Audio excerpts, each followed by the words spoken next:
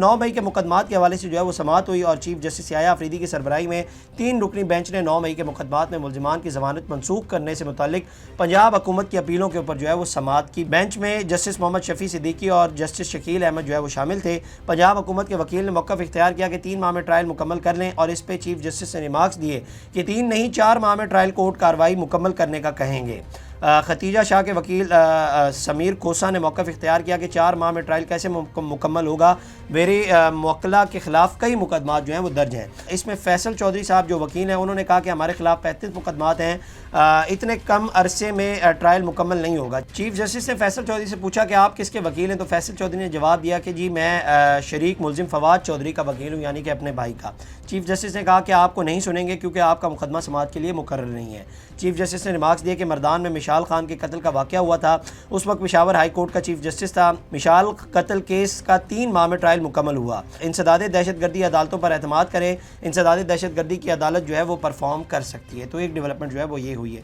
اس کے علاوہ جناب پنجاب حکومت نے ثانیہ 9 مئی سے متعلق سپریم کورٹ میں جو ہے وہ اپنی رپورٹ جمع کرائی ہے اور اپنی رپورٹ میں انہوں نے کہا کہ جی 9 مئی کے جو واقعات ہوئے تھے اس میں 19 کروڑ 70 لاکھ روپے کا جو ہے وہ نقصان ہوا تھا اور پنجاب کے 38 شہروں میں توڑ پھوڑ املاک کو جو ہے وہ نقصان پہنچایا گیا تھا۔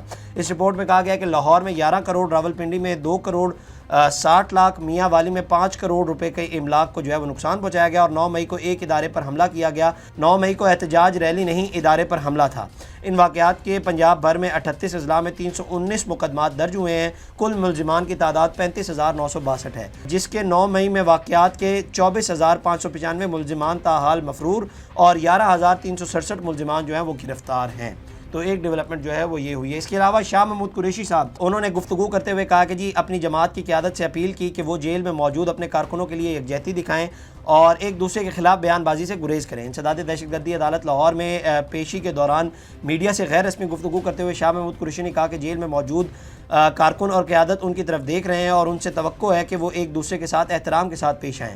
انہوں نے کہا کہ ان کا کام آگ لگانا نہیں بلکہ آگ بجھانا ہے اور اس دوران وہ پارٹی قیادت سے یہ درخواست کرتے ہیں کہ اختلافات کے باوجود جیل میں موجود افراد کے لیے کوئی قدم اٹھایا جائے۔ شاہ محمود قریشی نے مزید کہا کہ جیل سے باہر موجود افراد کے لیے احترام کے ساتھ برتاؤ ضروری ہے کیونکہ ان کے اختلافات سے جیل میں موجود قیادت اور کارکنوں کے دل دکھتے ہیں۔ شاہ محمود قریشی نے کہا کہ انہیں پی ٹی آئی کے بانی عمران خان نے جیل میں قیدی نمبر 805 دیا تھا۔ وہ کہہ رہے ہیں کہ ظاہری بات ہے جو عمران خان صاحب کا قیدی نمبر 804 ہے ان کو جو ہے وہ 805 دیا گیا ہے اور ان کیسز میں وہ ملوث نہیں ہیں جن میں وہ جیل میں ہیں۔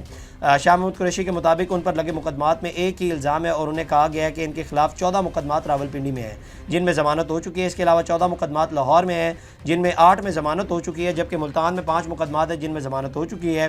انہوں نے وزیر اعلیٰ پنجاب کی کارکردگی پر خاموش رہنے کا فیصلہ کیا اور کہا کہ ان کا مقصد آگ لگانا نہیں بلکہ آگ بجھانا ہے۔ تو یہ جو ہے وہ شاہ محمود قریشی صاحب نے گفتگو کی۔ اس کے علاوہ جناب الیکشن کمیشن آف پاکستان نے چیف الیکشن کمشنر جو سکندر سلطان راجہ کی سربراہی میں 5 رکنی بینچ نے P T I intra party election case کی سماعت کی اور اس میں بیرسٹر گور جو ہے وہ وہاں پہ پیش ہوئے اور اکبر ایس بابر جو درخواست گزار ہیں وہ بھی وہاں پہ پیش ہوئے۔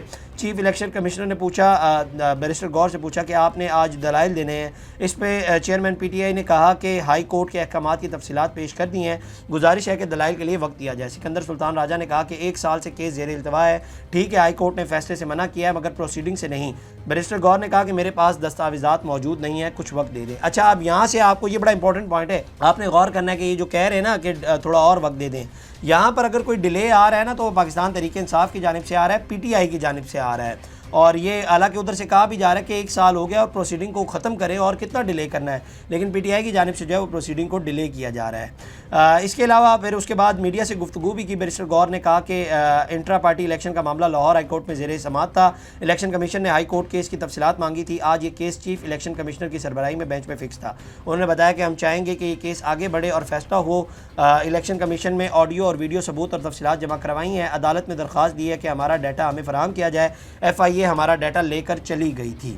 تو یہ جو ہے وہ ڈیولپمنٹ ہوئی۔ اس کے ساتھ ساتھ جناب کچھ تھوڑا سا اسٹاک مارکیٹ کے حوالے سے بات کر لیتے ہیں۔ تو اسٹاک مارکیٹ آج جو ہے وہ کچھ ریکوری میں نظر آئی، آل دو کل جتنا بھیانک دن تھا تو اس سے جو ہے وہ آج بہتر اسٹاک مارکیٹ جو ہے وہ उसने इम्प्रूवमेंट की, कंपनीज जो थी उन्होंने रिकवर करना शुरू किया, लेकिन उतना नहीं किया, लेकिन कुछ बेहतरी जो है वो स्टॉक मार्केट में आज नजर आई। इसके अलावा अदाकारा नादिया हुसैन को FIA में पेशी के लिए कॉल अप नोटिस जारी कर दिया गया। अकाउंट में शौहर की जानिब से करोड़ों रुपए मुंतकिल होने पर नोटिस जारी किया गया है। नोटिस में FIA कॉरपोरेट क्राइम सर्कल ने नादिया हुसैन को 14 अप्रैल को पेश होने का कहा है।